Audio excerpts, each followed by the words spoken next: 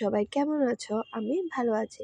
আজকে আমি coriander chicken বানাবো, এটারই রেসিপি তোমাদের সাথে শেয়ার করলাম। ফার্স্টে আমি চিকেনগুলো ধুয়ে হলুদ, নুন আর মাস্টার্ড অয়েল দিয়ে মেখে রেখেছি। তারপরে আমি ধনেপাতা পেস্ট করে নিয়েছি, আদা কাঁচা মরিচও পেস্ট করে নিলাম।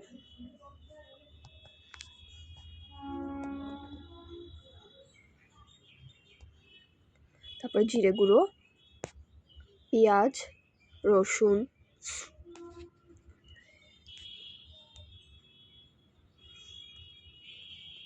এগুলো দিয়ে সব একটা পেস্ট করে নেব। মোট টোটাল আমি 3টা পেস্ট করেছি। তারপরে কিছু কুচো পেঁয়াজ রেখেছিলাম, পেঁয়াজ আর আলু। তো এগুলো আমি ফার্স্টে মিঠা তেলে পেঁয়াজগুলো ভেজে দেব। পেঁয়াজগুলো ভেজে আমি তুলে নেব।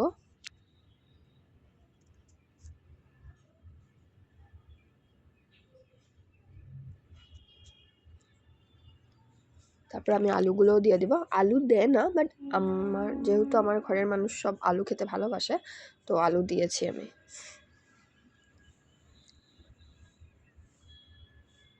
আলুগুলো ভেজে তুলে নেব। এখন আমি দারচিনি, এলাচ আর লং দিয়ে ফোড়ন দিয়েছি, তেজপাতা দিয়ে। তারপরে চিকেনগুলো দিয়ে দিয়েছি, আর তারপরে পেঁয়াজ, রসুন, জিরে গুঁড়ো পেস্টটাও দিয়ে দিয়েছি, দিয়ে আলুগুলো দিয়ে ঢাকা দিয়ে দিয়েছি। এখন সুন্দর করে মাখাবো, কষাবো এটাকে। অল্প কিছু কষানো হয়ে গেলে আমি যেটা কাঁচা মরিচ আর আদা পেস্ট করেছিলাম সেটাও দিয়ে দিলাম। তারপর আরও কিছুক্ষণ কষানোর পরে আমি ধনেপাতার পেস্টটা দিয়ে দেব। পেঁয়াজগুলো দিয়ে দিলাম, আগের থেকে ভাজা পেঁয়াজগুলো। এখন আমি ধনেপাতার পেস্টটা দিয়ে দেব, আর কিছুটা জল দিয়ে দেব।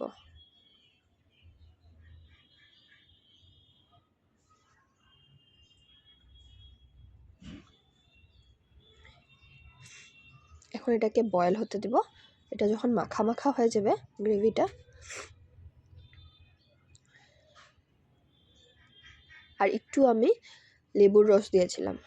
লেবুর রসটা দিলে টেস্টটা ফ্রেশ লাগে পুরো। এই যে আমার হয়ে গেছে কোরিয়ান্ডার চিকেন। তোমাদের কেমন লাগলো একটা লাইক কমেন্ট করে আমাকে জানাবে। আর তোমরা সবাই এত সুন্দর সুন্দর কমেন্ট করো আমাকে, আমার খুব ভালো লাগে।